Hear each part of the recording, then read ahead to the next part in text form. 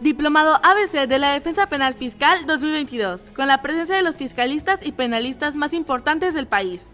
Doctor Ángel Aarón Cámara Atristain. Doctora Lisbeth Xochitl Padilla. Doctor Rubén Santillán Alatriste. Doctor Arturo de Villanueva Martínez Zurita. Doctor Adolfo Solís Farías. Doctor Luis Miguel Holguín Martínez. Maestra Janet Ayala Jacobse. Maestro Miguel Buitrón Pineda. Maestro Jorge Carlos Rodríguez Silva. Maestro Luis David Cuañabe. Maestro Marco Antonio Holguín Martínez. Inscríbete, no te lo puedes perder. Somos Cuna del Conocimiento. Somos Grupo Holguín, Instituto de Capacitación. Diplomado ABC de la Defensa Penal Fiscal 2022, con la presencia de los fiscalistas y penalistas más importantes del país. Doctor Ángel Aarón Cámara Atristain. Doctora Lisbeth Xochitl Padilla. Doctor Rubén Santillán Alatriste. Doctor Arturo de Villanueva Martínez Zurita. Doctor Adolfo Solís Farías. Doctor Luis Miguel Holguín Martínez. Maestra Janet Ayala Jacobse. Maestro Miguel Buitrón Pineda. Maestro Jorge Carlos Rodríguez Silva. Maestro Luis David Cuañabe. Maestro Marco Antonio Holguín Martínez. Inscríbete, no te lo puedes perder. Somos Cuna del Conocimiento. Somos Grupo Holguín, Instituto de Capacitación.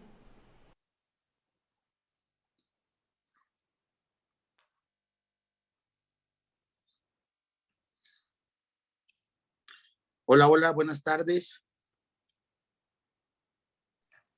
Sí, Hola, nos oímos por ahí. Blanquita, ¿cómo estás? Qué gusto saludarte, querida amiga. El gusto es mío, Marco. ¿Qué tal? ¿Cómo estás? Ahora sí, como le dijera Lucerito a Manuel Mijares, hasta que se me hizo Blanquita. Sí, ¿verdad? Muchas gracias, Marco. Aprecio muchísimo la invitación que me hiciste. No, al contrario, sé que estás muy, muy ocupada y nuestro espacio es un espacio académico, un espacio que rinde un tributo, un honor a gente como tú, a gente que se prepara, que estudia, que le ha apostado a la preparación para salir adelante y que sobre todo nuestros conocimientos al final del día sirven para que tengamos un equilibrio en la relación jurídica tributaria desde nuestra trinchera, ¿verdad? Que es muy importante. Hace días celebramos el Día del Abogado, te mando un abrazo virtual, digo, no hemos podido coincidir, pero seguro que en la primera oportunidad haremos acto de presencia. Saludamos a nuestros amigos de redes sociales. Hoy vamos a tocar un tema importantísimo, un tema que veníamos, dicho de otra manera, peloteando desde ahí sobre el famoso 5A, porque en honor a la verdad no habíamos visto que lo pusieran en práctica. Me llama la atención que nos dijiste que ya te tocó un tema de esta naturaleza, entonces hoy vamos a aprender mucho de ti, querida amiga. Explícanos, hay libertad de cátedra y de academia. Si en algún momento dado me permites interrumpirte nada más para hacer alguna pregunta, algún comentario, Y yo creo que nuestros compañeros en algún momento dado pueden escribir en el chat. Yo retomo la pregunta en un momento que no te interrumpa. Y pues bueno, es todo tuyo el micrófono. Muchas gracias, mi querida abogada, maestra, por aceptar esta invitación. Te lo valoro mucho. No, al contrario, Marco, yo soy la que aprecia mucho la invitación. Y sí, ya me han tocado ahí un par de casitos del 5A. Y bueno, es importante mencionar que el 5A pues es de reciente creación y por lo mismo yo creo que tanto el órgano jurisdiccional como en el caso de las propias autoridades, no estamos todos como viendo, ¿no? La aplicación, la forma de aplicación de este artículo, y sin embargo creo yo que va a ser como la punta de la lanza de toda esta ola de fiscalización que se ha dejado venir, y es interesante cómo lo van a instrumentar las autoridades y sobre todo porque esta situación del 5A, pues tiene ustedes, ya la mayoría de los lo saben porque muchos de los que están aquí presentes son fiscalistas y se dedican a esto. Y bueno, saben que este 5A entró en razón de la reforma en el 2020 por virtud de una presión internacional por el tema de lavado de dinero y por diversas prácticas que se han llevado a cabo para pues, erosionar, ¿no? Bien lo dicen las siglas de BEPS, erosionar las utilidades. Entonces, ¿cuál es la particularidad de esta modalidad de la razón de negocios, o bien conocida como la cláusula de elusión antiabuso, ¿no? Que se da con motivo de muchas diversas acciones fraudulentas que no tienen otra finalidad más que aparentar actos, simular actos y darle la apariencia legal, y todo con la intención obviamente de tener un beneficio fiscal. Entonces, a la par de esta disposición que vamos a analizar el día de hoy, se da también la aplicación del 69B por virtud de la materialidad de las operaciones que realizan los contribuyentes. Entonces, este binomio que empieza a tener cada día mayor fuerza en estas, sobre todo en estas épocas de pandemia, nos llevan también a tener un mayor razonamiento jurídico para poder entender qué es la recaracterización, por qué existe este precepto legal, a qué conlleva evidentemente también a la defraudación fiscal, porque obviamente van de la mano todas estas normas que están, que son herramientas para el fisco para poder hacer este tipo de fiscalizaciones ya más agresivas, ¿no? Y que sin duda conllevan que la autoridad, si bien tenga más elementos para poder hacer esta fiscalización, también lo es que la implementación de la aplicación de este artículo 5A, pues nos pone un poquito a reflexionar en cuanto a qué tan legal y qué tan se han respetado los principios constitucionales, ¿no? Los que conocemos como de legalidad, de seguridad jurídica, de debido proceso, y sobre todo de la autonomía de voluntad, ¿no? Porque se cuestiona la parte económica de una negociación.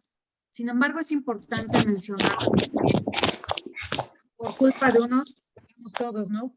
Que, pues si bien es cierto, no todos somos pecadores, aquí siempre en esta actualidad el fisco parte que todos somos evasores, ¿no? Esa es una realidad. No se parte de primero que se presuman todos inocentes. Aquí parece ser que la tendencia es todos, o demuéstrame que no eres un defraudador fiscal. Entonces es un poquito todavía más complicado poder hacerle entender a la empresa, uno, cómo funciona la empresa, y dos, cuáles son los mecanismos que implementa la empresa para poder echar a andar todo lo que es una negociación. Entonces, esta es una política que debiera tener todos los empresarios, tener un compliance legal, vamos a ver un poquito, digo, no nos va a dar tiempo, ¿verdad? Nos va a faltar mucho para poder platicar de muchos temas que pudieran sernos de mucha utilidad y que sin embargo, este 5A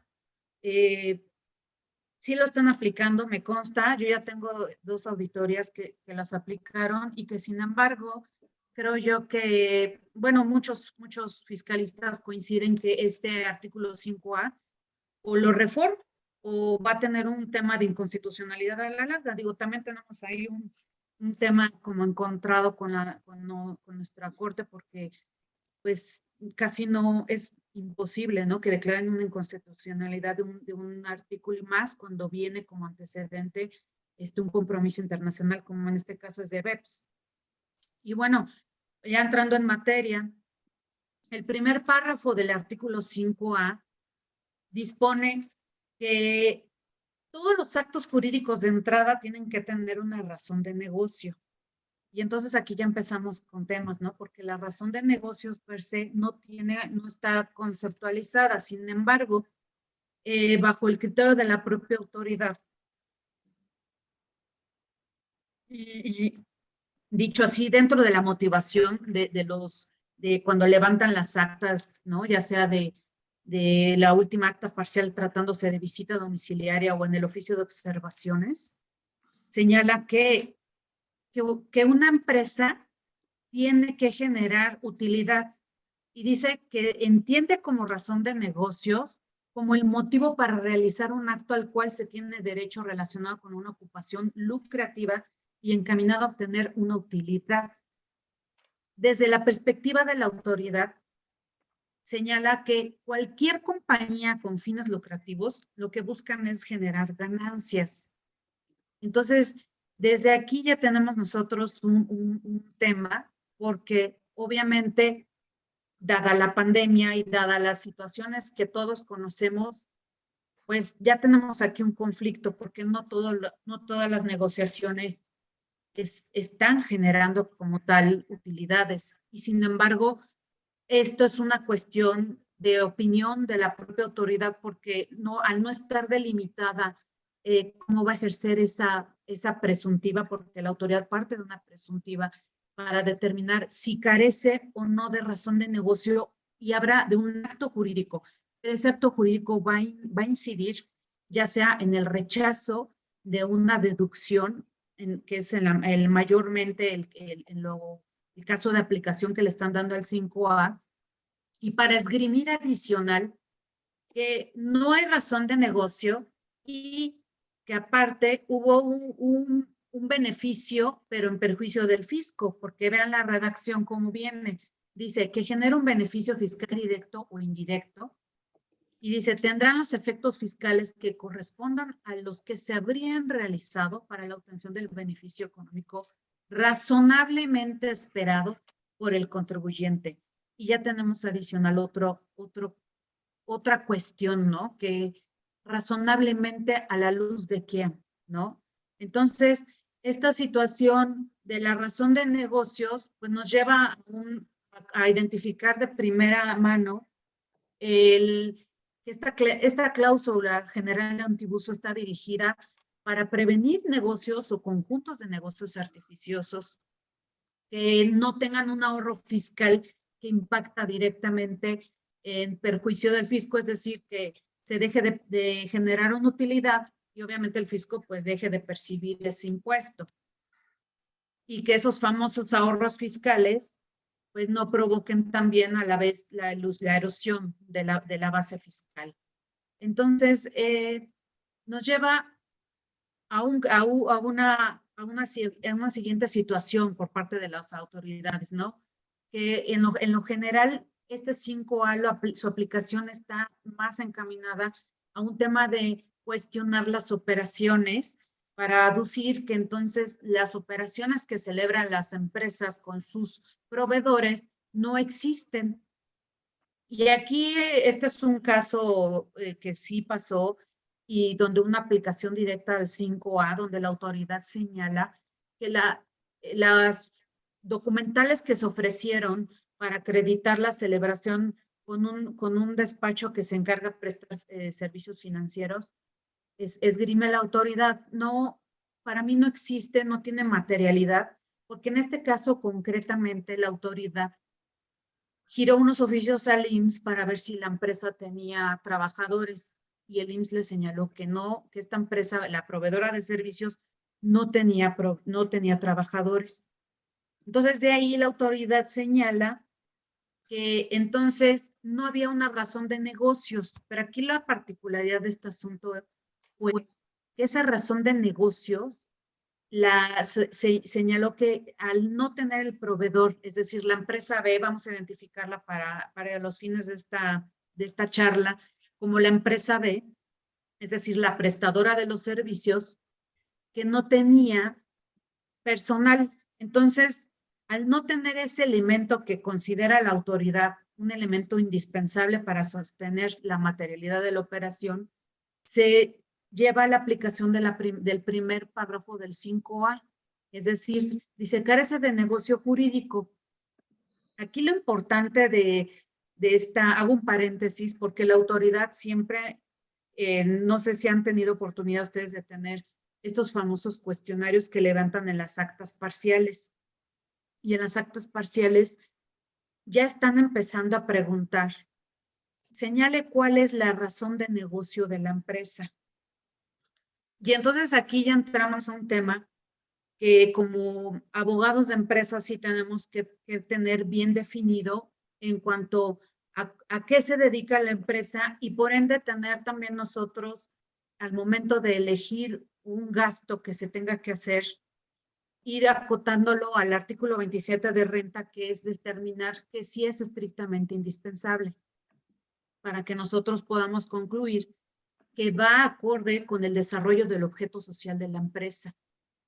Ahora, este famoso primer párrafo del 5A, la autoridad lo está aplicando no solo para los contribuyentes visitados, sino también para los prestadores de los servicios. Y entonces aquí señala, en este caso que les estoy comentando, señala que es fundamental y forma parte de la contabilidad que la empresa A, que es la que contrata los servicios de la empresa B, tenga un control de registro. Y entonces aquí el fundamento que señala la autoridad es el artículo 33, primer párrafo del apartado A de la fracción octava vigente. Y aquí ya empezamos a tener problemas. Uno, porque la razón de negocio, yo como contribuyente visitado, yo no estoy obligado a demostrar la razón de negocio de los proveedores.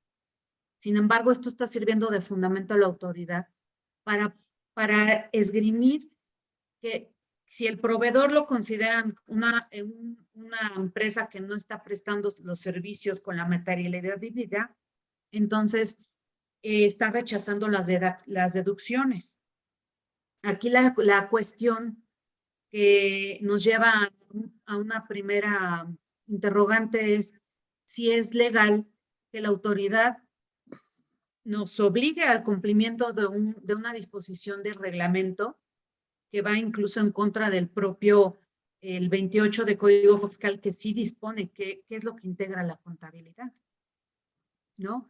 Entonces, aquí en este caso la autoridad pues dice que no concede los efectos fiscales ni a los FDIs ni al contrato y dice, dejando a salvo otras materias del derecho, porque obviamente durante al momento de desvirtuar la última acta parcial, pues argumentó que nosotros como empresa visitada teníamos obligación a tener la contabilidad misma que se exhibió, que se estaban exhibiendo comprobantes fiscales, los contratos, y había un entregable de parte de un profesionista que había brindado estos servicios relativos a una auditoría financiera que se prestó. Y entonces aquí la cuestión fue, al momento de resolver, pues la autoridad rechazó la deducción, determinó hizo una liquidación bastante importante.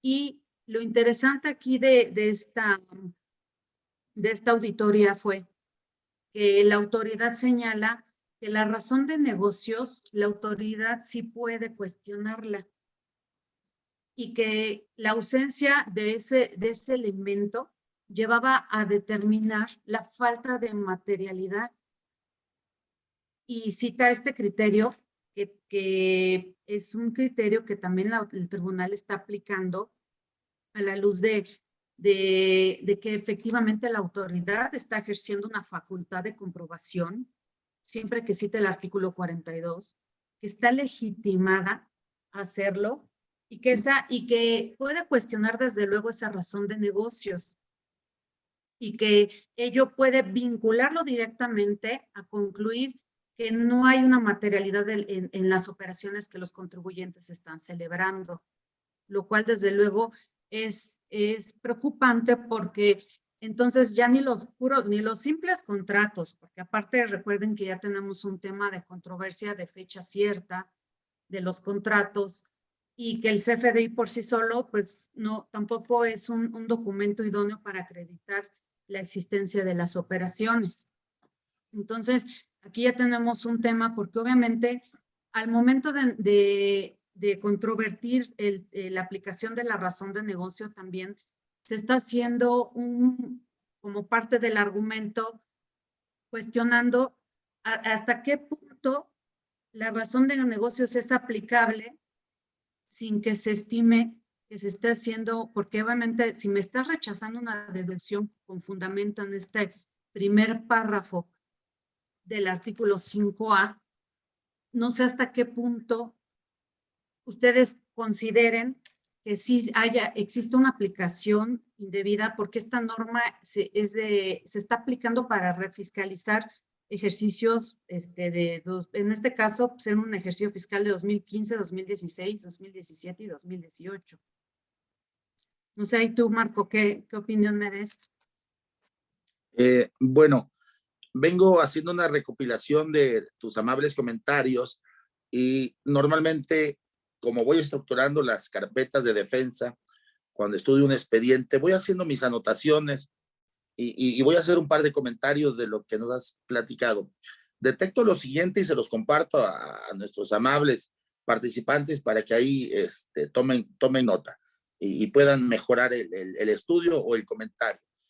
Decías que la autoridad le consulta al IMSS, le solicita al IMSS, le pregunta si existieron trabajadores con determinada empresa. Ok, me imagino que se refiere al 69B, primer párrafo, por supuesto, del contribuyente identificado como EFO.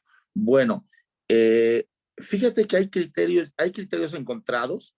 Esto va a terminar en tribunales, por cierto, como siempre, pero ya tenemos criterios, mi querida Blanca, que el tema de la materialidad aplica para los EDOs, para demostrar deducciones, por supuesto, que no aplica para los EFOS. Pero bueno, como este artículo 5A se aplica dentro de un procedimiento de fiscalización, háblese del artículo 42 del Código Fiscal de la Federación, entiendo que es una visita domiciliaria.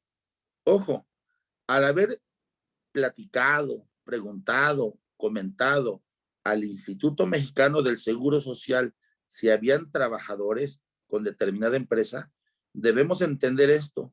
Se está realizando un acto de fiscalización y está interviniendo otra empresa en la esfera jurídica del contribuyente. Por vía de consecuencia, se actualiza la imperiosa necesidad de que esa pregunta, cuestionamiento, como quieran llamarle, sea de carácter que respete el principio de legalidad enmarcado en el artículo 16 de la Constitución. En palabras sencillas, debe de haber una fundamentación y motivación, una solicitud formal de información del fisco federal, le hace SAT, al IMSS, y por otra parte, el contribuyente puede hacer valer, digo, esto se deja para el tema jurisdiccional, el tema referido a que se está haciendo un acto de fiscalización a sus espaldas y que no conoce esa circunstancia. Pero bueno, se debe de sustentar esto finalmente en esa fracción séptima. De lo contrario, se actualiza el artículo 20A, fracción novena de la Constitución en cuanto a que esa información obtenida para incriminar o determinar un crédito a un contribuyente será una prueba que deberá ser expulsada porque violenta derechos fundamentales. Bueno, a lo mejor me salí al aspecto técnico de la defensa, pero quería platicarlo. Sé que estamos en el corazón de la determinación, del rechazo, de la deducción por el beneficio fiscal directo o indirecto. La primera pregunta que yo haría es cómo determina el fisco el beneficio fiscal directo o indirecto desde una base objetiva para que no sea solo una apreciación caprichosa u omnímoda de los visitadores. A lo mejor lo hacen porque ya tienen identificado al EFO, pero esa es otra historia. Entonces, bajo esta perspectiva, en esa línea de pensamientos y de acuerdo a lo que preguntas, yo estoy seguro que esto va a terminar con la misma historia del 69B que llegó a tribunales, respondiendo a tu cuestionamiento, en cuanto a que sí se aplique de manera retroactiva, desafortunadamente, por los efectos de la norma, ¿verdad? Creo que esa es la tendencia del tribunal, pero creo que la veladora que tenemos al final del día, como seguro lo hiciste valer, es algo que no debemos de olvidar los postulantes. El artículo 16 constitucional que habla del principio de legalidad y que encuentra reflejo en el 38, fracción cuarta de Código Fiscal, nos obliga a velar con lupa el procedimiento de revisión. Te voy a regresar el micrófono y nada más te voy a decir una cosa. Me muero de ganas por saber cómo está integrado el comité que avaló, cómo funcionó, cómo se sustentó, cómo seguramente nos los vas a comentar, pero creo que nos deja mucho a deber el fisco federal en la percepción para fundar y motivar cómo fue que consideró el beneficio directo o indirecto para proceder en consecuencia al rechazo de los comprobantes fiscales sin mayor análisis. Y dos, mi querida Blanca, imagínate que tenemos un universo de contribuyentes que se dedican a la construcción, al comercio, a la industria textil. El fisco, ya lo he platicado en otras ocasiones, no tiene facultades, tampoco tiene la autoridad moral, vamos a decirlo así, o la experiencia para señalar, ojo, no la fundamentación, sino el argumento lógico jurídico para decir que tales deducciones no te sirvieron para generar el ingreso y que son producto de maquinaciones artificiosas, porque si me apuras, entonces, aun cuando este es un tema de materia penal, el fisco debería demostrar, ojo, apúntenlo, les regalo este tips, mayormente el dolo, ¿sí? El dolo, el tema artificioso para que te rechace las deducciones, porque de otra manera va a ser una percepción muy abusiva del fisco federal, que estoy seguro.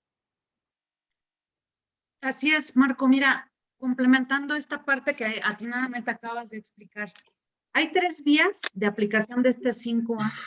Y esto lo va a hacer en visita domiciliaria, en revisión de gabinete y en las famosas revisiones electrónicas. La autoridad lo que está haciendo es apoyándose de una presunción y está argumentando como un plus a la falta de materialidad de las operaciones, que por ende carece de razón de negocio. Ahorita paso al tema del comité, porque esa es una parte donde vamos a tener ahí un tema, porque el comité per se ni siquiera, el mismo código dispone que las reglas de funcionamiento del comité se darán a conocer mediante reglas de carácter general, y esas reglas a la fecha no existen, ¿no?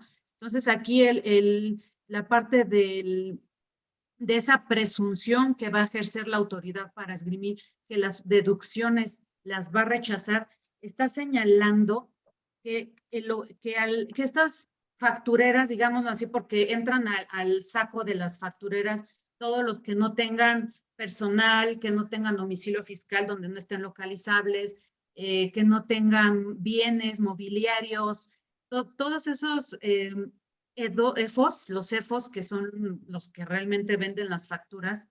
Lo que hace la autoridad de su sistema es explotar esa lista de todos los EFOS Y entonces empezó a mandar a granel esas famosas cartas de invitación, donde invitaba a los contribuyentes a desincorporar esas deducciones.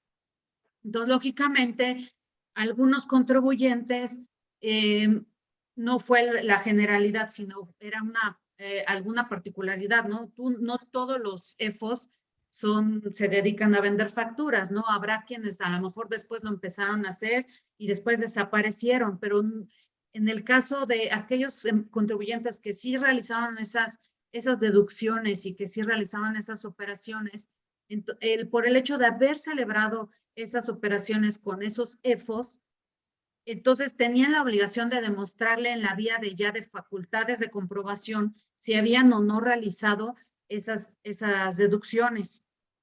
Entonces, la autoridad al momento de revisar esas documentaciones, la fundamentación que ellos aducen para decir que no había razón de negocio, y se las voy a mostrar porque vienen en estos postulados básicos de las NIF.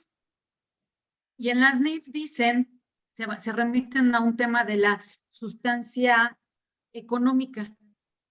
Y en estas NIF dice que la sustancia económica requiere de las transacciones. O sea, aquí ya estamos incorporando un tema de las NIF que va de la mano con la contabilidad de los contribuyentes. Y aquí entonces viene lo interesante de los contribuyentes al momento de atender una visita domiciliaria. ¿Hasta qué punto también el contrato que tú celebras con tu proveedor va a tener esa sustancia económica?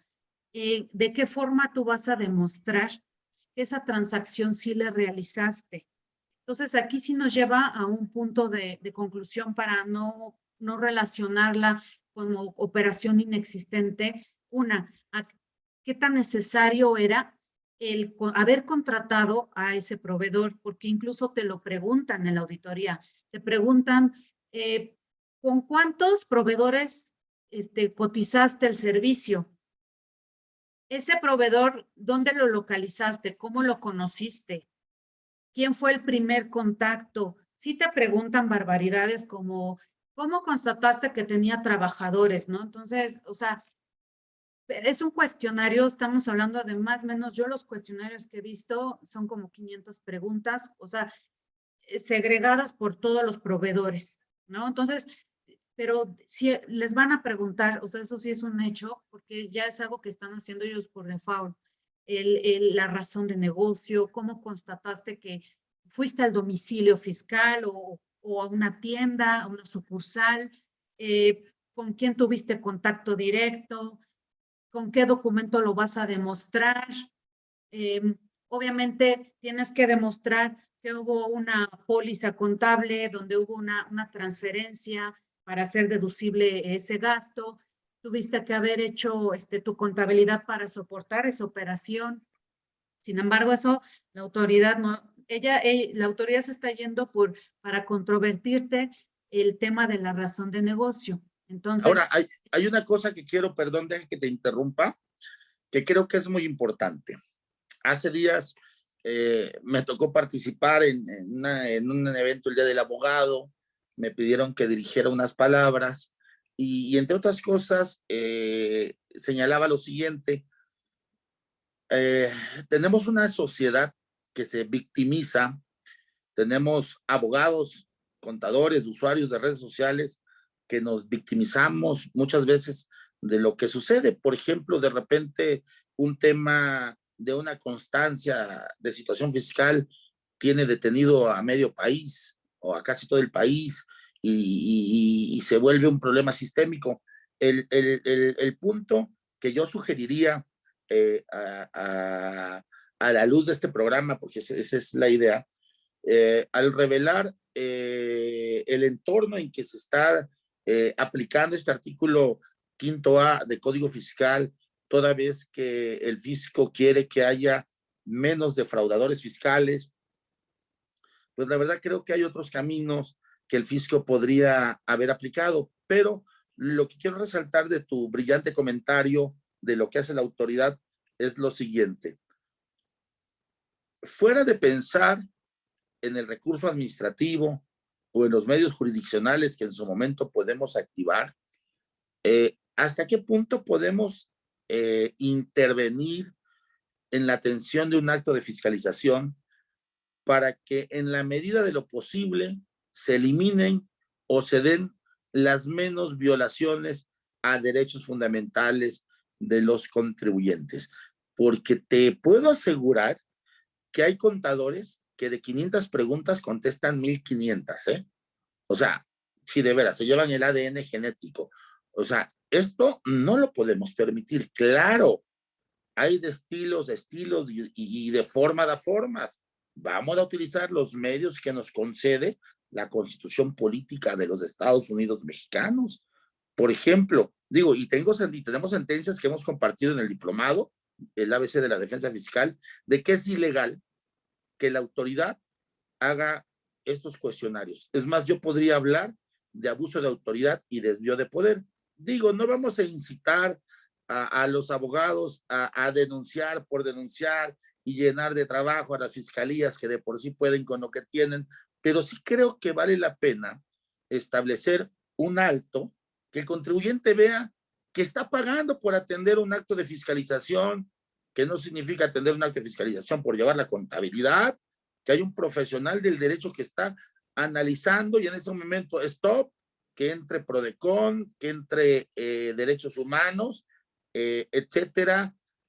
Haber autoridad con fundamento en el 8º constitucional, aunque me escuche muy ortodoxo, quiero que me indiques el ordenamiento jurídico que me obliga a contestar todas estas preguntas. Número 1. Número 2, la disposición legal que te da facultades. Número 3, la que te da competencia para tal efecto, para que el suscrito esté en condiciones de conocer la buena fe de la autoridad, ¿sí? Su argumentación lógica jurídica para solicitar información en este orden de ideas. Me queda claro que el contribuyente tiene un cucú de este lado. Dice, es que el problema es que si no lo entrego, me van a rechazar mis deducciones. Mira, entregues o no entregues, te las van a rechazar de todas maneras porque el fisco ya sabes a lo que va. Pero ¿qué les quiero decir, distinguidos colegas? Que a través de este ejercicio que yo les platico, además estoy desquitando mi honorario y no estoy siendo pendenciero por perder el tiempo o por querer caerle mal a la autoridad, voy a dejar en la suma de lo posible pruebas predeterminadas que en su caso pueda hacer valer jurisdiccionalmente en beneficio del contribuyente. Termino mi comentario. Creo que somos los encargados de velar por los altos intereses del contribuyente y alzar la voz cuando deba de hacerse. Y yo creo que de esta manera vamos a ir obligando a que la autoridad ejerza sus facultades en un entorno de estricta equidad y juridicidad. Y termino con lo siguiente, porque si no, vamos a estar viendo, como ha sucedido en los últimos asuntos en que he intervenido o que he atendido, créditos fiscales arriba de 1,000 millones de pesos, Blanca. ¿Dónde paga el fisco esto? No, hombre, ni en sueño de uno dice el 20%, con esto me retiro, ni queriendo. O sea, no, la realidad es otra cosa. Las garantías del interés fiscal. Y luego, perdón, hay fiscalistas que no están en la orden que le he dado, salvo honrosas excepciones, y muchos de repente no le saben. Ayer atendía un asunto donde oía un fiscalista, muchos fiscalistas casi me apedreaban en una mesa, que iban a ofrecer las marcas, por favor, necesitan un curso de reforma de fiscales.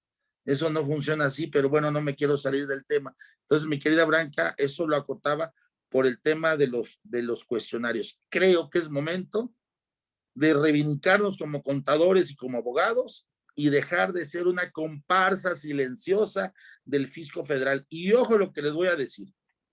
Aun cuando el contribuyente hubiera comprado las facturas, y que tiene defensa, por supuesto, no tiene obligación de llenar ningún bendito cuestionario.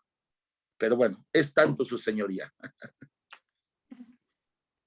Sí, hay que tener mucho cuidado cuando llenas esos cuestionarios porque traen un doble filo. Recuerden Claro. que toda esa manifestación que tú haces vía escrito ante autoridad, una autoridad administrativa federal, hacen también prueba plena. Entonces, esas pruebas también sirven para un proceso penal.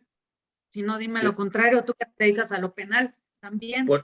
Por eso es importante que la defensa no la haga el borras. El borras se avienta con la mochila, no con el paracaídas. Y acuérdate que la antítesis de la defensa penal es la defensa fiscal, porque el dato de prueba que se conforme para informar de la noticia criminal en la audiencia inicial al contribuyente imputado va a ser precisamente, entre otras cosas, el expediente administrativo conformado en la auditoría. Pero bien, mi querida Blanca, no te interrumpo, seguimos adelante. Ok, lo interesante de este asunto, o de cómo la autoridad... Maestros, discúlpenme que los interrumpa un minuto. Tenemos algunos comentarios en el chat. No definimos si dejamos las preguntas al final o desean que échale de una vez o desean leerlas por ahí ustedes. No, son algunos comentarios. Dale lectura. ¿Sí? Bueno, nos dice María de la Luz. Solo un comentario nos pone: la razón de negocios, la materialidad de los actos y la vinculación del ingreso con el gasto también lo están aplicando en solicitud de devolución de impuestos, tanto por una empresa gigante como por una persona física pequeña. Totalmente de acuerdo con la licenciada Blanca Trejo, son tan absurdas las preguntas.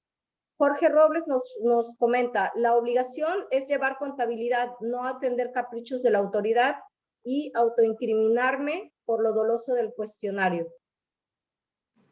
Son todos los comentarios. La autonomía, ¿no? de la empresa para poder determinar si yo necesito contratar un financiero.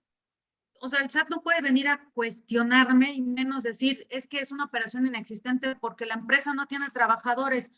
Y entonces aquí, y vino como parte del argumento al momento de desahogar la última acta parcial. Perdón, pero la visión no debe ser corta. Yo no sé si el despacho contrata profesionistas a la vez o incluso tenía algún tipo de suministro de personal especializado.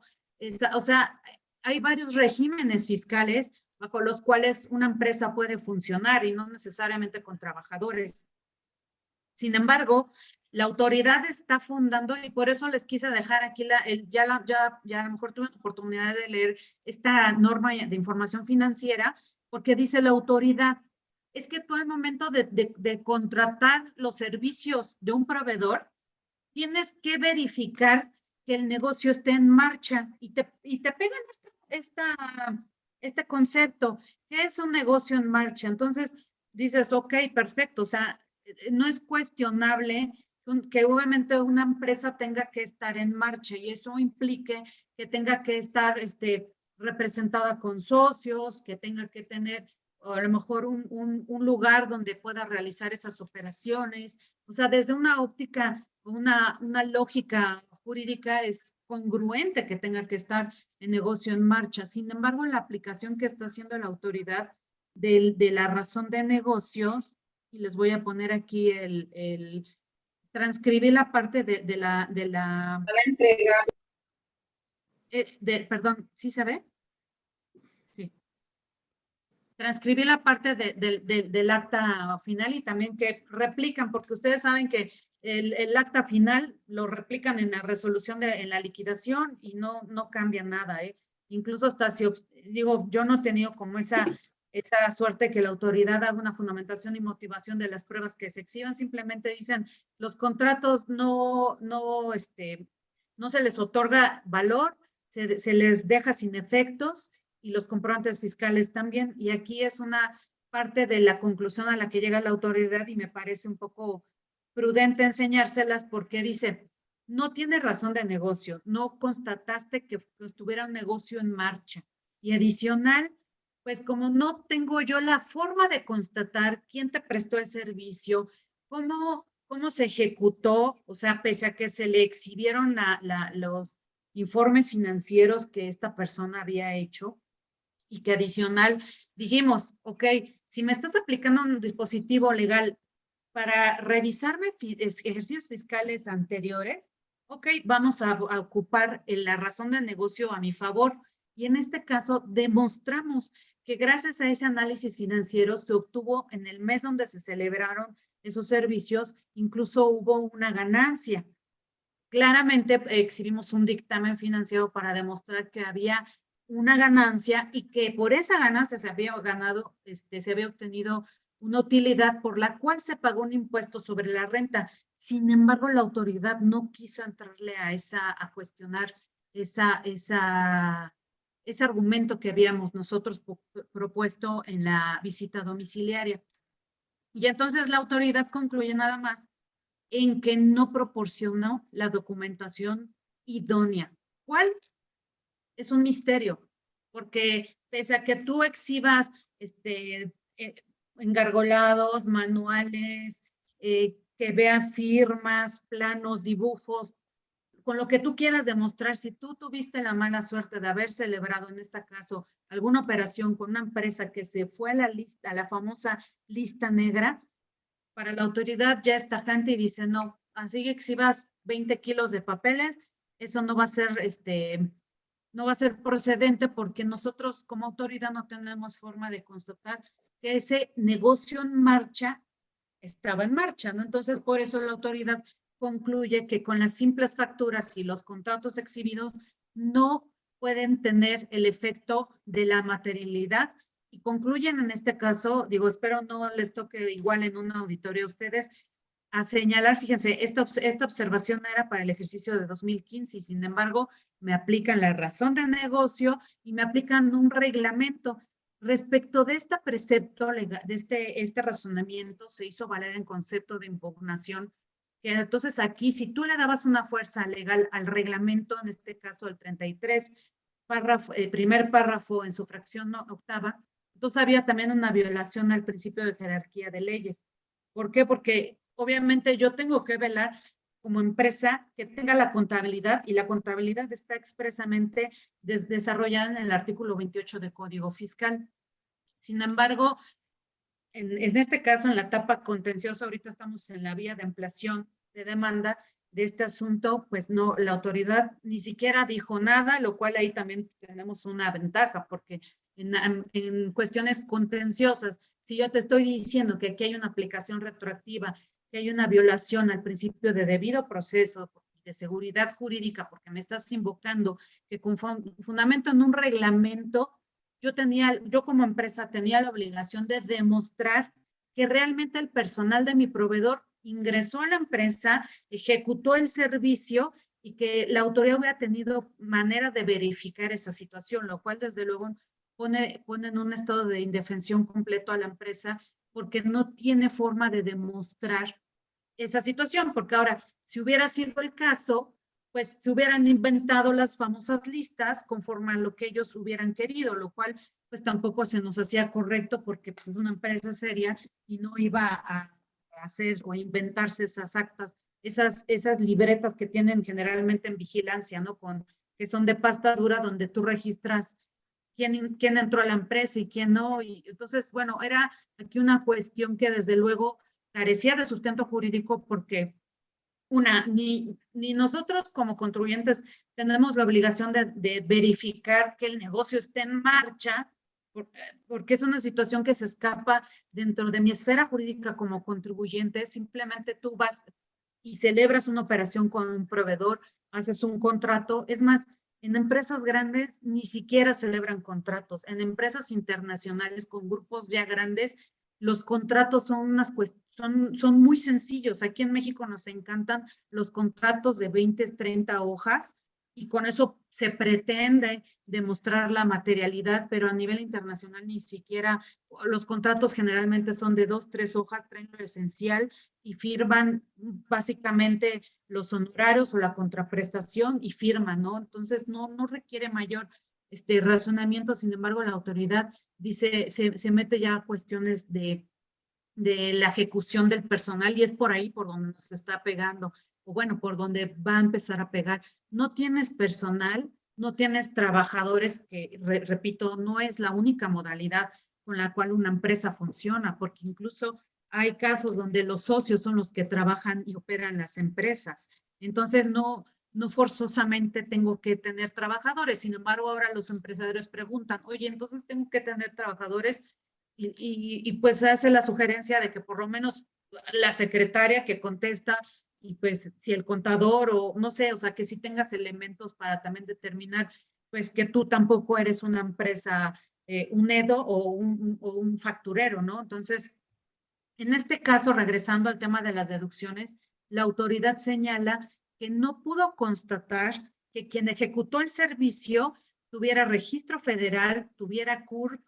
tuviera número de cédula profesional y tampoco pudo constatar qué actividades desempeñó ni el periodo. Aquí cabe mencionar, bueno, en otra visita domiciliaria que también se me fueron igual a la yugular por la razón de negocios, aquí objetaron la deducción del despacho. Y aquí se exhibieron, oye, pues la gente del despacho pues, trabajó estos papeles de trabajo e hicieron esta, pues no sé, esta contabilidad, ¿no? Entonces aquí sí tienes forma de demostrar pues qué actividades realizaron. Yo como empresa, yo no sé hacer contabilidad y por eso contraté un despacho contable, ¿no? Y aquí sucedió exactamente lo mismo. Se esgrimió que tampoco había modo de constatar que esas personas habían ejecutado esos servicios y que tampoco al no estar dados de alta en el IMSS, entonces se iban directamente a aducir que esas empresas realizaban operaciones inexistentes. Entonces, pues, lógicamente, ahí, como decía ahorita Marco, así exhibas mil cosas, la verdad es que la autoridad no te va a dar la razón, ¿no? Y lo único que queda es que cuando te vayas a un juicio de nulidad, porque, bueno, te vas al recurso de revocación para ganar nada más el periodo de gracia de suspensión para que la autoridad recaudadora no vaya y te cobre, ¿no? Para ir planchando una buena estrategia e ir viendo cómo vas a estructurar tus argumentos de defensa, pero la verdad es que el recurso de revocación tampoco te es de mucha ayuda, digo, salvo sus honrosas opiniones. Y ahora otro criterio contra el cual estamos en contra también los contribuyentes, y eso está avalado también por el Tribunal Federal de Justicia Administrativa. Dice el tribunal, si no ofreciste los documentos en la fase administrativa, es decir, en la visita domiciliaria, la prueba que tú ofrezcas en el juicio contencioso ya se va a desestimar por inoportuna.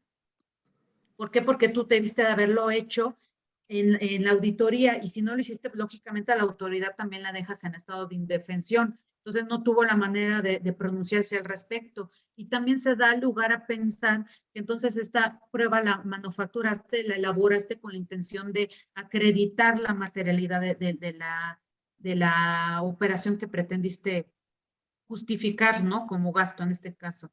Querida amiga, hay dos comentarios rápidos que quiero hacerte.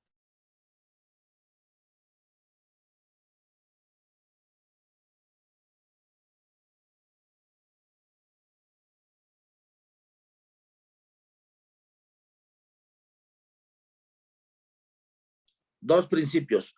Uno, el referido al proactione, pro persona, y el indubio pro reo. Mi estimado Doroteo Torres, te saludo con gusto. Si hay duda, pues la duda beneficia, ¿que no? Sencillo.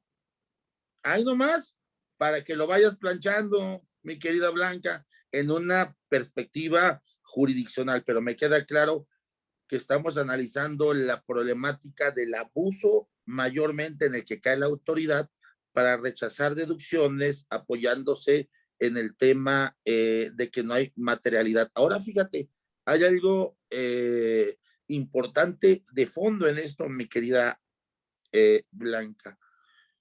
Y lo veíamos en un diplomado que estamos haciendo en procesal precisamente los domingos. Hay otras cosas que muy difícilmente vamos a encontrar sustentadas en la ley, pero así como se está moviendo la autoridad, por ejemplo, que dice que no se aportaron las pruebas idóneas, la autoridad debería de decirnos cuáles son las idóneas para no dejarnos en estado de incertidumbre jurídica y estar en una perspectiva de abuso de autoridad. Eso es muy importante tenerlo en práctica. otra cosa que es muy importante para no entenderlo como sinónimo, probablemente hay trabajadores, a lo mejor no están inscritos en el IMSS. Bueno, esa es otra historia. Hay que valorar ese tipo de situaciones para tenerlas presentes, porque también debemos de entender esto. Creo por la experiencia que tengo, que el fisco no está valorando debidamente los documentos ofertados, no está adminiculando la información con los mismos contratos que se ofrecen y con cualquier otra prueba que pueda ofrecer el contribuyente. Ahí les quiero dejar una tarea, estimados amigos. Como dijo Blanca, y le compro la idea, no vamos a elaborar bitácoras o pruebas que nunca existieron, porque ya estamos caminando hacia el camino del fraude, ¿verdad? Ya estamos inventando el hilo negro y no se trata de esto.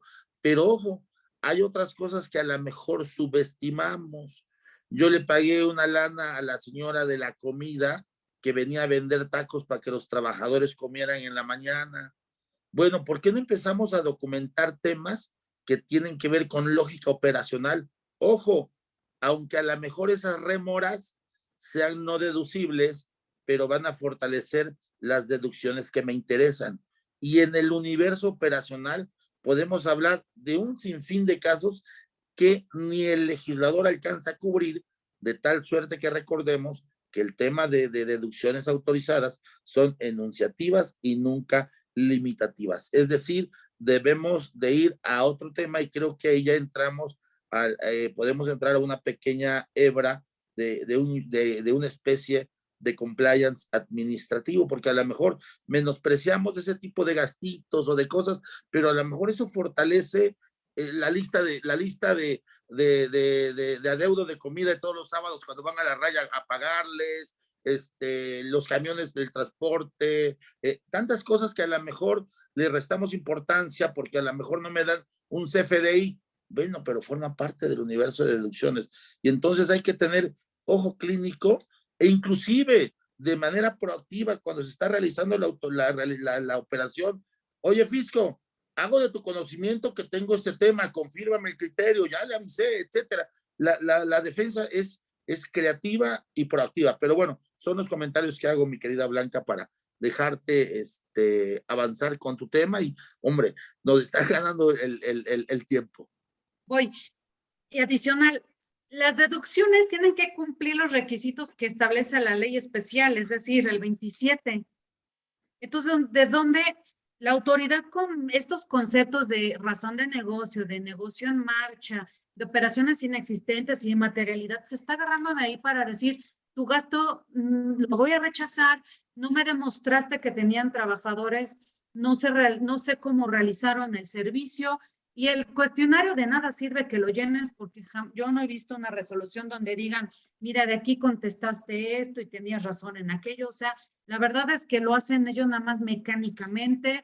Lo que hacen es rechazarte las deducciones, determinan el impuesto sobre la renta, el correspondiente impuesto al valor agregado por el rechazo del IVA acreditable, te actualizan tus recargos, obviamente la omisión de la multa de omisión de ICR de IVA, y adicional, sostiene la autoridad que esos contratos entonces tú los elaboraste y que al tú haberlos fabricado, pues son falsos, lo cual nos lleva a otro concepto totalmente que no tiene nada que ver con la razón del negocio ni la materialidad, porque ¿qué tiene que ver o sea, si tú no constataste, tu autoridad no verificaste quién ejecutó el servicio, porque según tú no tenía trabajadores ni proveedor, eso no es concluyente de que el contrato no se haya celebrado. Y sin embargo están sosteniendo, esto es un caso real, la autoridad señaló que entonces los contratos eran falsos. Y ahí te va la multa por agravante, y ya se imaginarán de cómo se vino la liquidación. Entonces, aquí lo que hay que apelar, y lo que yo creo, en este caso, yo siento que la defensa es, si a mí me dices que no hubo una razón de negocio para cuestionarme un gasto que yo, empresa, hice, entonces yo te demuestro, revierto esa parte, porque ellos parten de una presunción juris tantum.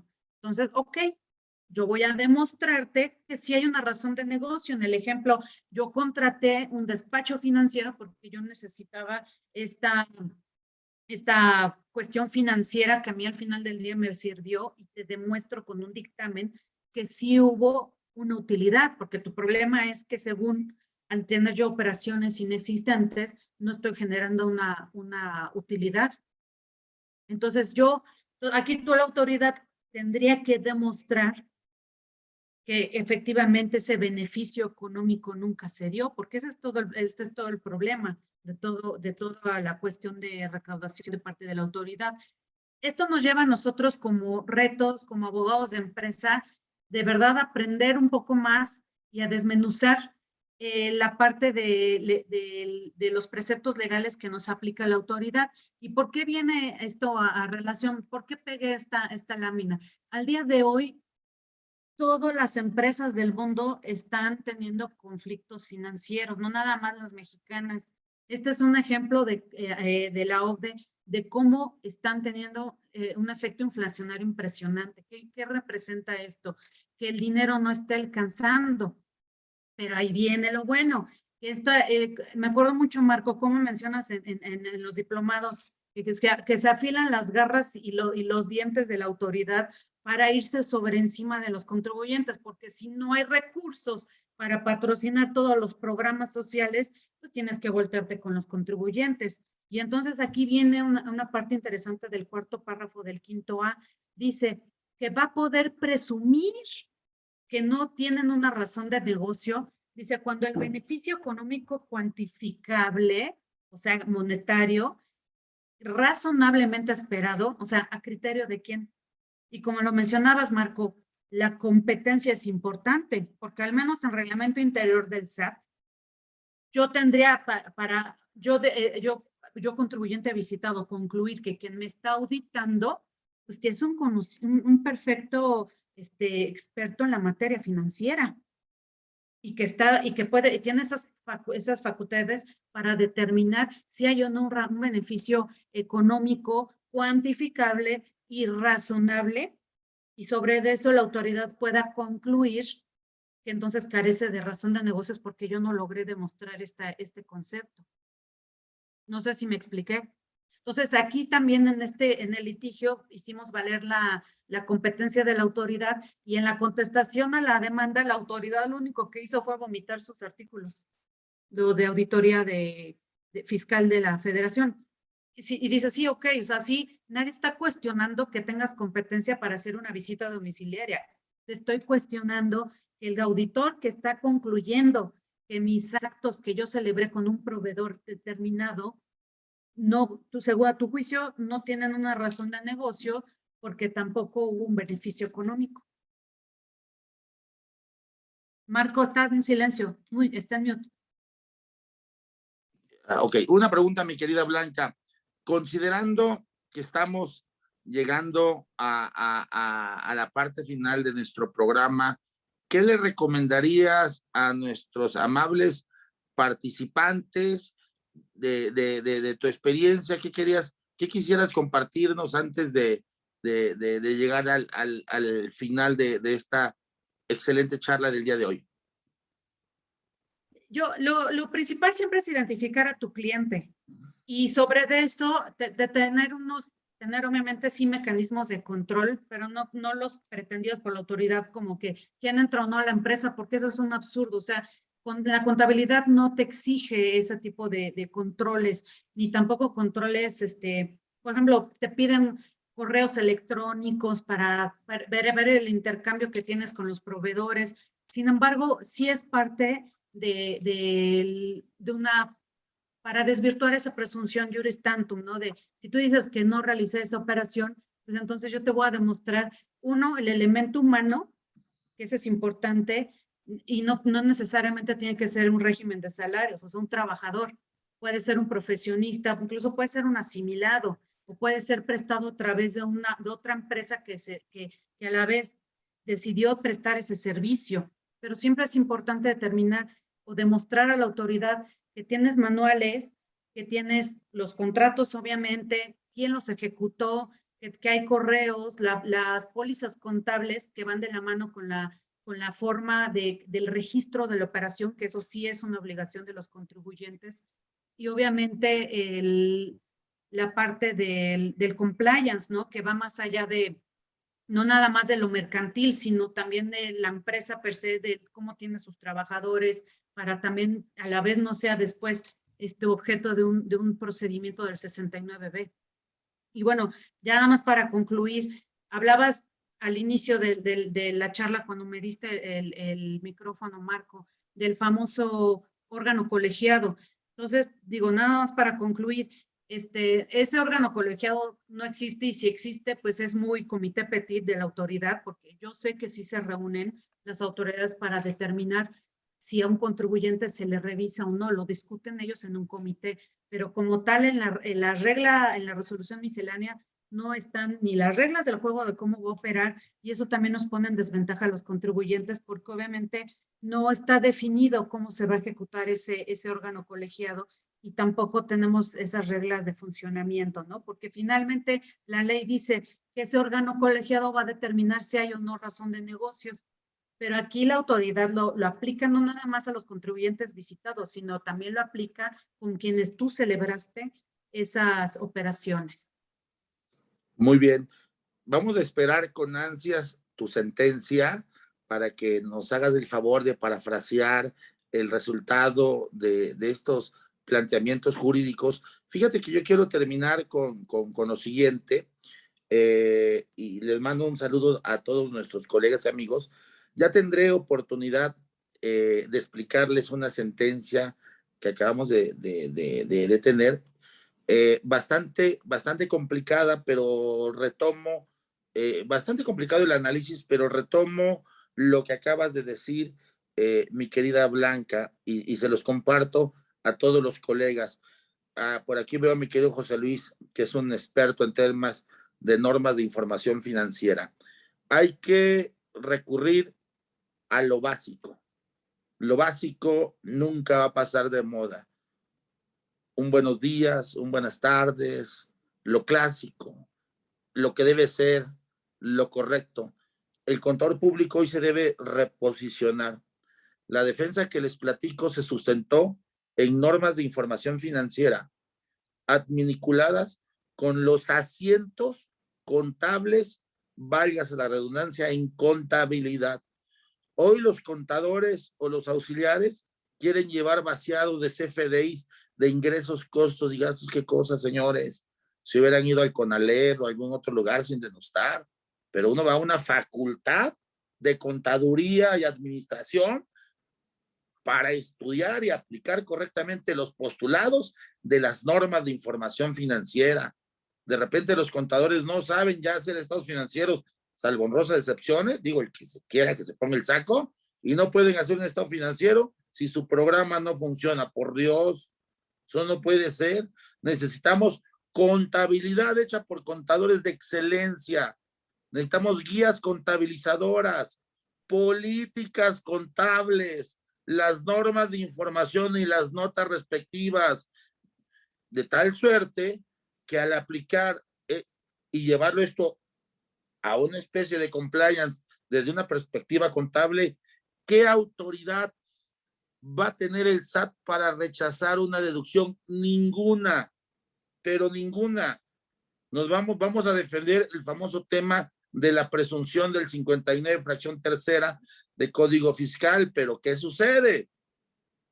Si la contabilidad está hecha pelotas, da la percepción que no encuentran absolutamente nada, pues el auditor dice que hay un despapalle, no, aquí sí están bien mal, por eso le está cayendo la auditoría, y el auditor goza más de terminar presunción de ingresos que hacer el amor en su casa, y entonces ¿qué vamos a tener? Créditos impagables para los contribuyentes. Entonces, contabilidad debe ser bien cobrada, señores, bien cobrada la contabilidad, porque una contabilidad bien elaborada y con un sustento adecuado y oportuno de información financiera, sobre todo con efectos fiscales, derrumba cualquier auditoría.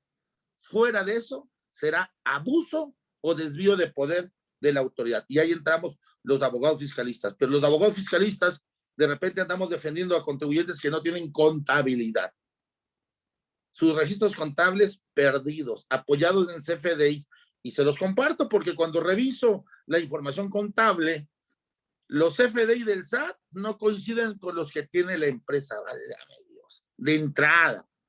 Los registros de balanzas me dan otros números, no, por Dios, no sé en qué escuela estudiaron. No, los contadores tienen que aplicar y poner las pilas. Conciliaciones bancarias, no, ya no saben ni qué es eso. Entonces, ¿cómo concilian los ingresos en un estado de cuenta para efectos ya no de renta o de IVA, sino el tema financiero, el tema del billete, el tema de rentabilidad? Entonces, estos temas al final del día del 5A se van a defender como cuchillo en la mantequilla por el abogado si el contador o el departamento de contabilidad se pone a trabajar, deja de chatear, deja de estar compartiendo información en horario de trabajo, se vuelven improductivos y se vuelve esto una pelota porque todo el mundo quiere saberse el PI 3.1416 de la miscelánea. No, así no se puede. Perdón, no lo estoy regañando, solo le estoy compartiendo. Acabo de estar ayer en una reunión de empresa y de repente las cosas que veo, si solo se aplicaran los contadores públicos como debemos de aplicarnos, de verdad sería una historia totalmente diferente, porque podríamos decirle al fisco, ¿qué hubo materialidad? Aquí está el registro contable, aquí está la norma de información financiera, ¿sí? Aquí está el soporte documental, y además tengo hasta pruebas de auditoría para el caso específico, porque dictaminé la operación. La operación no se dictamina nada más para efectos fiscales, para efectos financieros o efectos especiales. Es más, voy a vender un dictamen para efecto de blindar deducciones álgidas y ya genero un ingreso para el despacho. Pero bueno, ojo, eso es muy importantísimo porque además les voy a decir algo. Ahora que estamos defendiendo a contribuyentes, ¿saben la cara que pone el contribuyente cuando está en la audiencia inicial y le está mostrando la parte acusadora, está la víctima, está el juez de control y está viendo las famosas estrategias en que se sustentaron las planeaciones fiscales? En el fondo, una contabilidad de cabeza. Entonces, con eso quiero terminar, mi querida Blanquita, perdón, pero creo que es importante retomar esta parte del 5A, ¿verdad? Algo con lo que quieras terminar y de ahí le damos a Perla que nos comente si hay algún comentario al respecto. Este 5A está más enfocado a una cuestión financiera de parte de las empresas y a lo mejor se visualizó desde un punto internacional y que fue originado por el BEPS. Andamos copiando de todo y copiamos mal, pero bueno. Y lo hacemos mal, lo replicamos mal, pero obviamente la autoridad, al aplicar este artículo 5A, yo creo, y se hizo valer, y aquí la autoridad no contestó nada al respecto, pero va a estar interesante qué razonamiento. Vamos a esperar tu sentencia si no las quieres compartir. Claro. Y aquí la parte de, oye, pues este 5A lo estás vinculando con un tema de determinación, porque al rechazarme mi deducción con fundamento en una norma que estás aplicando retroactiva para ejercicios fiscales de 2015, 16, 17, 18, o sea, sí tengo yo un tema porque me la estás fundamentando con esta situación. Ahora, mi querida Blanca, perdón, me voy a quitar la máscara de la Corte, porque la Corte ya ha dicho eso, no significa que están bien. Eso es incorrecto, eso es inconstitucional. Que la Corte lo avaló, no es cierto. Eso es una decisión desacertada y equivocada. Sí, una interpretación a modo de la Constitución, ya basta. Los abogados debemos de pronunciarnos al respecto y seguir intentando para obtener una nueva teoría constitucional más garante. Y bueno, concluyo esta participación precisando que esto sí nos obliga como asesores de empresa. Mencionabas atinadamente la parte de la contabilidad y la parte financiera, pero también las empresas no solo tienen que estar enfocadas al tema contable, porque ya vimos que el SAT está trascendiendo en ese ejercicio de facultades al revisar cuestiones de índole mercantil, laboral y corporativo. Entonces, si también nosotros no tenemos los elementos, los documentos, en este caso, desde las actas constitutivas, las asambleas que deben de celebrar y que al día de hoy muchas empresas ni celebran, ¿no? Ni saben que deben de hacerlo, porque eso también pudiera ser una prueba en algún momento para determinar si hay crisis, porque ojo, las empresas, no todas las empresas van a tener utilidades, viene un efecto post pandemia terrible, donde las empresas están cerrando porque no hay utilidades. Entonces, si partimos de esta razón de negocio, no, pues ya fue. Ya valió. Hay un libro que les recomiendo, llevé en la maestría hace años, sigue siendo vigente, es una chulada de libro, se lo recomiendo a los contadores y también a los abogados. Se llama el libro Derecho Contable Mexicano, de Editorial Porrúa. Lo llevamos en la maestría hace muchísimos años, ¿verdad? Ya me llovió, pero me acuerdo mucho porque vaya, explica el autor de manera muy sencilla estos temas que de repente los tenemos olvidados, pero ojo, me queda claro que la carrera de contador público es muy bonita, muy interesante, padrísima, muy dinámica, porque convergen muchísimos temas, pero hay que aprender a trabajar en equipo por dos razones. No soy mercantilista, que venga el de mercantil, que venga el corporativo para que me ayude a hacer las actas, yo voy a plasmar los financieros, ya entramos al equipo, pero además, ¿qué creen? Así cobramos todos, porque luego el contador se hace cargo de todo y nada más cobra o por la contabilidad y deja de cobrar por actualizar los libros de actas perdidos, abandonados, y hoy por hoy los libros de actas son un pilar fundamental, ojo, para materia fiscal y materia penal fiscal. Totalmente de acuerdo con tu comentario. Mi querida Perla, ¿tenemos comentarios por ahí? Perdón, Blanca, ¿ibas a decir algo? Okay. No, bueno, nada más para concluir, las normas de información financiera, o sea, sí, ya los criterios están encaminados a que son aplicables y que las tenemos que observar. Sin embargo, esos postulados básicos, por eso lo dejé ahí un rato en la presentación, esos postulados básicos son definiciones y sirven para complementar en determinación. Si yo fuera autoridad, servirían para fundar y motivar, pero más no para pretender que el contribuyente visitado deba verificar que los proveedores cumplan o no con estos postulados básicos. Eso es aberración, una aberración jurídica. Y va en contra de... Porque, ojo, una cosa es que yo me encargue de que mi contabilidad cumpla con los requisitos que establece la técnica contable, pero otra cosa es que yo fiscalice a mi compadre, eso lo hace el fisco federal, eso no me toca a mí. Además, ojo, lo dije la vez pasada y lo vuelvo a sostener, no hay argumento jurídico en ley que me obligue a demostrar que un tercero cumple con esas obligaciones en materia contable. Esa es otra historia. Y sin embargo, ya con esto ya concluyo, sí es importante que en tus contratos sí establezcas, sobre todo en la parte de las declaraciones, que tu proveedor se está obligando y que reconoce que tiene esos recursos, tanto humanos como bienes, como domicilio fiscal localizable, porque entonces en el momento en que tú también establezcas esos controles con tus proveedores, tú también tienes una salvaguarda.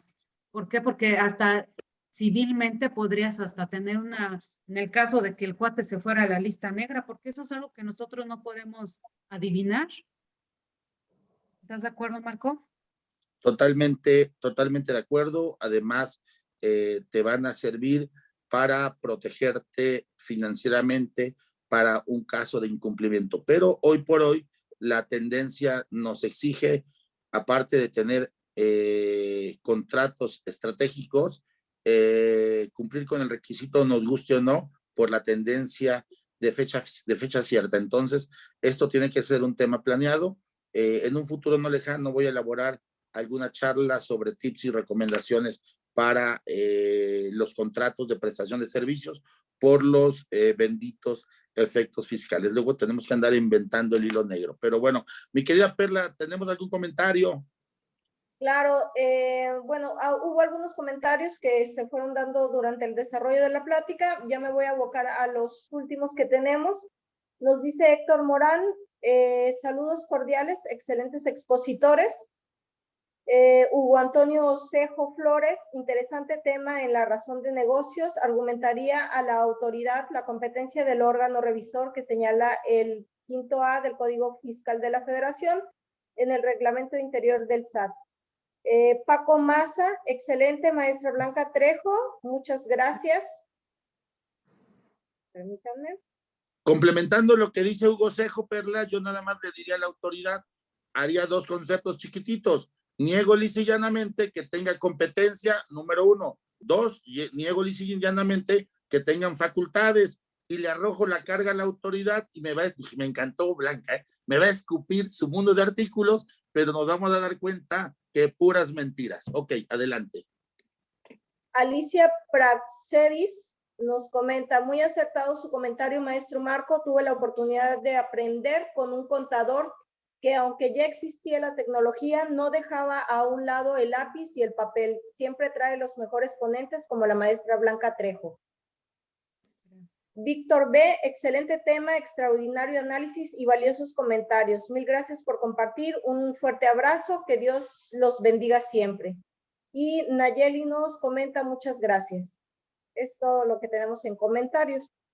Bueno, si alguno de los colegas que está aquí quisiera aprovechar de la sapiencia de la maestra Blanca, una pregunta más para ya proceder a cerrar nuestra charla del día de hoy. Y si no hay ningún comentario, ok. Pues mi querida Blanca, despídenos, por favor, no sin antes, déjame agradecerte profundamente tu interés, tu tiempo. Fue magistral lo que nos dijiste.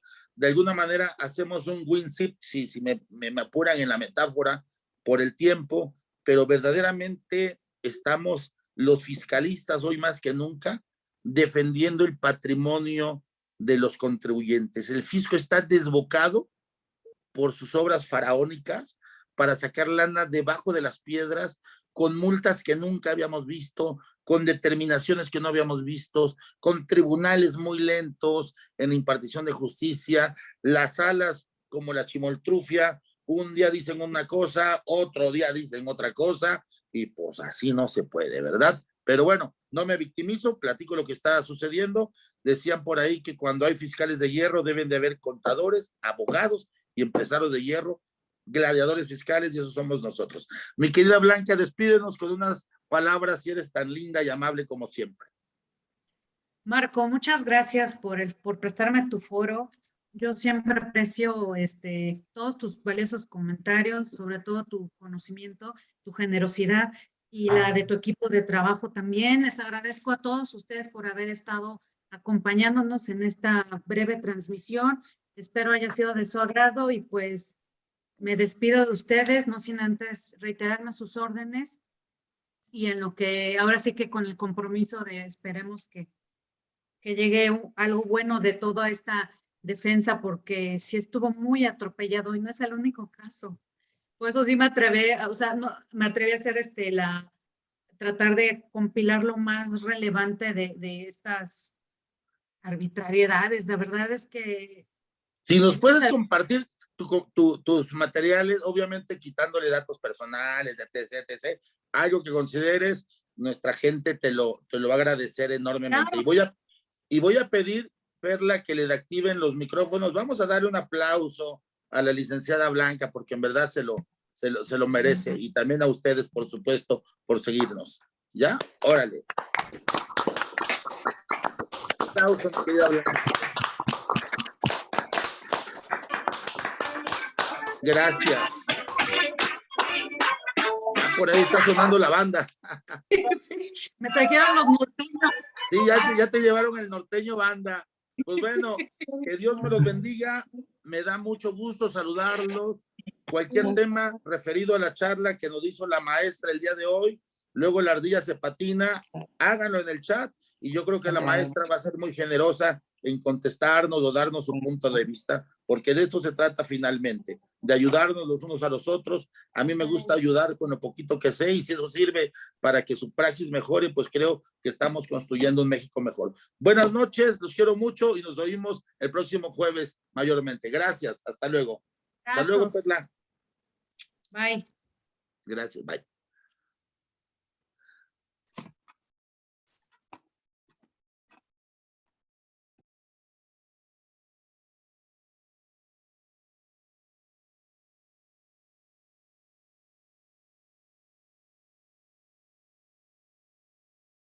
Muchas gracias, Perlita, Lau.